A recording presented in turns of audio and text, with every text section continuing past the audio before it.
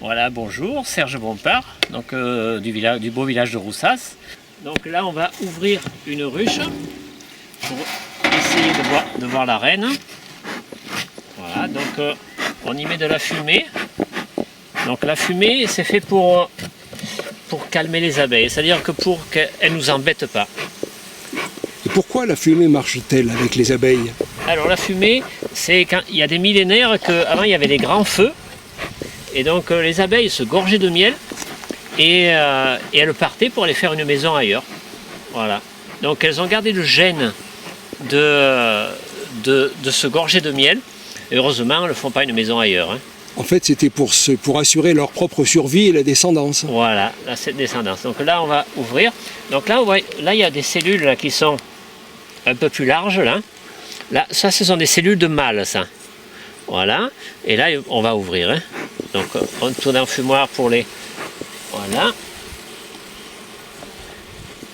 Et là, on va sortir un cadre de couvain. Donc, le couvain, c'est du couvain, donc c'est des jeunes abeilles qui vont naître. Hein. Voilà. Donc là, ce sont des jeunes abeilles qui vont naître. Alors, ici, nous avons du miel. Là, ce qui brille, là, dedans, là. Voilà, ça, c'est du miel, ça. Voilà, donc ça sert, le stock, donc c'est pour nourrir les larves qui sont juste là, hein, parce que là ce sont des jeunes abeilles. Là, si on peut voir, il y a une larve blanche là, voilà, là, et dedans là c'est des nymphes. Hein. Voilà. Il faut 21 jours pour faire une abeille. Oh tiens, un mâle.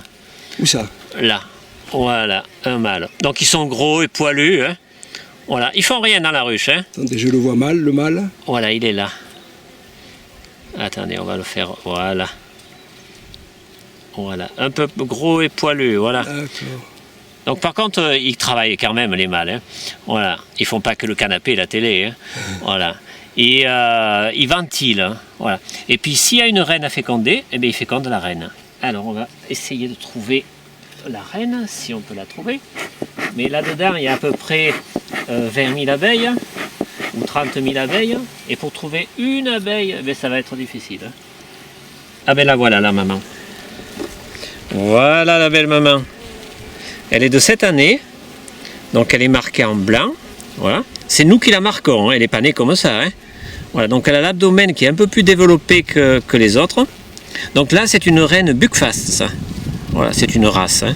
Les alvéoles, elles sont calculées par les abeilles, hein, de façon à ce que quand la reine elle met son abdomen dans l'alvéole, eh bien, ça lui comprime l'alvéole et ça lui comprime l'abdomen. Et ça fait expectorer l'œuf. Voilà. C'est extraordinaire. Voilà, et elle est là, la maman. Donc pour l'attraper, la reine, il faut faire très attention, parce que les abeilles ne respirent pas par le nez.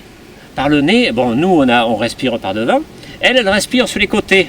Là, elles ont des trachéoles. Voilà, donc si on l'attrape, la reine, si on l'attrape comme ça, là, eh bien, il faut faire très attention. Voilà.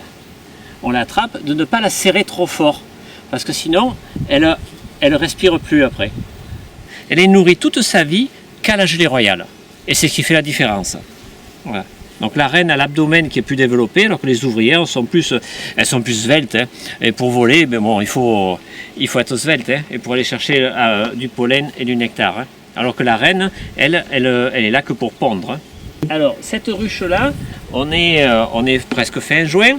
Et bien cette ruche-là, avec il y a 9 cadres de couvain, là, on va mettre une hausse dessus. C'est-à-dire on met une hausse dessus, là, c'est bientôt le moment. Et la lavande va arriver et elle va pouvoir produire 30 à 40 kg de miel de lavande. Voilà, donc là c'est la récolte. Donc on va voir si elles ont bien travaillé. Donc on va ouvrir la ruche. Voilà. Un coup d'enfumoir. Voilà. Voilà. Voilà. Elles ont récolté. Voilà. On enfume pour faire descendre la reine. Voilà, parce que s'il y a la reine, eh bien, elle descend, puisqu'il n'y en a qu'une. Hein. Elle n'aime pas la fumée, elle n'aime pas le soleil. Voilà. Et là, on va pouvoir enlever la hausse. Bien. Voilà, tu portes là-bas.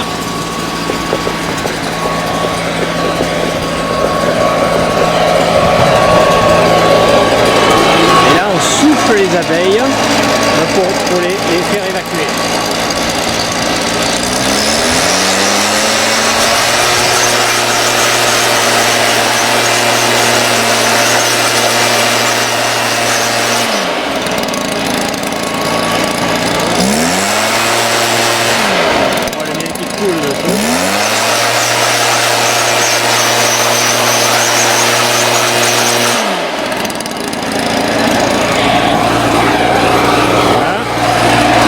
Les cadres, ils arrivent des ruches, hein, donc on a récolté, et il faut enlever l'opercule.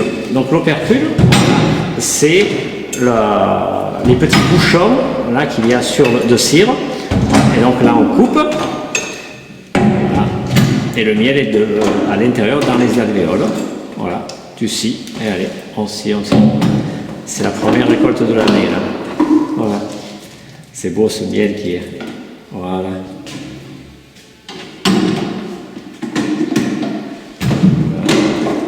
Et ensuite les cadres, on les prend, voilà, et on les met dans l'extracteur. L'extracteur, c'est un centrifugeur. Donc la force centrifuge on tourne là, fait tourner le miel, et toutes les alvéoles là sont inclinées de façon à ce que le miel ne verse pas. Voilà, c'est-à-dire que si on regarde une alvéole, là, elle est inclinée comme ça. Ça fait que même si on la remplit de miel, eh bien, comme ça ne coule pas. Si on la mettait comme ça coulerait. Voilà.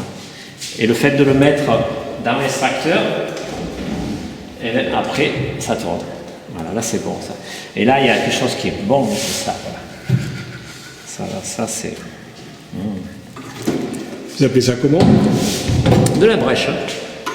Donc là, c'est le miel de lavande. Donc on y voit à travers presque. Hein. C'est très limpide, c'est très... On pourrait sentir... L'odeur que l'on sent, c'est le miel de lavande. Donc là, on a mis les cadres dans l'extracteur. Donc on l'a rempli. Voilà. Et la force centrifuge va les faire extraire. Donc on ferme. Voilà, on met en route. Au niveau des pattes arrière, elle a un panier qui contiennent le pollen. Et dans le panier, il y a un crochet. Ça va tourner. Voilà. Et le miel est projeté contre les parois. Voilà.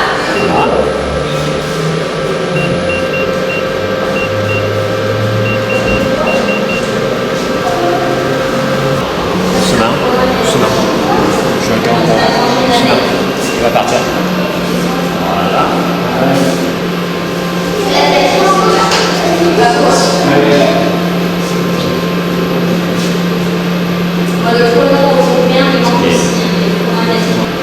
Il va manger une partie de la lave. Et voilà. Le miel de lavande, clair, transparent, et beau. Et après essorage, ces cadres-là, on les remet sur les ruches et elles y remettent du miel dedans. Pourquoi les abeilles font-elles du miel? Vous avez la réponse maintenant. Et la question suivante, c'était comment elles font le miel? Alors, qu'est-ce qu'elles vont chercher déjà dans la nature? Le nectar. Le nectar. On pense souvent que c'est le pollen, mais c'est pas. Voilà.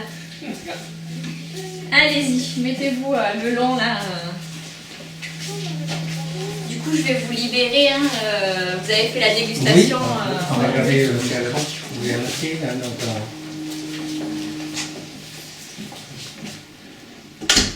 Approchez-vous. Alors, on va goûter du plus doux en allant vers le plus fort. Donc, le plus doux, c'est le miel de romarin et le plus fort, ce sera le châtaignier. C'est bon? Ça te plaît? C'est déjà ça. Merci.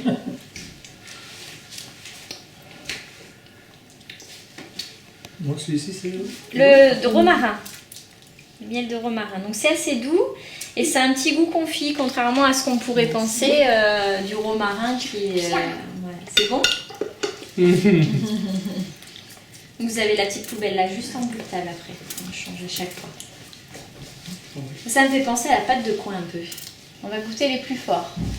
Donc les deux suivants, c'est le miel de sapin et le miel de forêt, ce sont des mielas. Donc, tout à l'heure, je vous ai expliqué que les abeilles, elles allaient chercher le nectar pour fabriquer le miel, etc. Là, elles vont pas chercher du nectar, elles vont chercher du miela. Et donc le puceron, en fait, il attaque l'arbre, il va manger la résine. Il sécrète autour de l'arbre une substance sucrée qui s'appelle le miela. Et l'abeille, elle lèche ça pour faire un miel. Et la particularité de tous ces mielas, c'est d'avoir un petit goût boisé. Et après, en fonction de l'essence de l'arbre, eh ben, ça donne un goût bien différent. Donc on goûte le sapin en premier.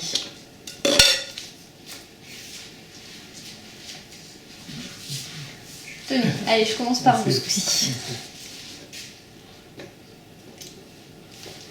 Merci. De rien. Alors le miel de tilleul, je vous le fais goûter là, non pas parce que c'est le plus fort particulièrement, mais c'est parce qu'il a un goût de menthe et il est assez frais. Et donc du coup, si je vous le fais goûter après le garrigue et avant le sapin, le sapin vous sentez même pas le goût du sapin tellement ça reste encore. Mais je le fais quand même avant le châtaignier, parce que le châtaignier ça reste quand même le plus puissant. Oui.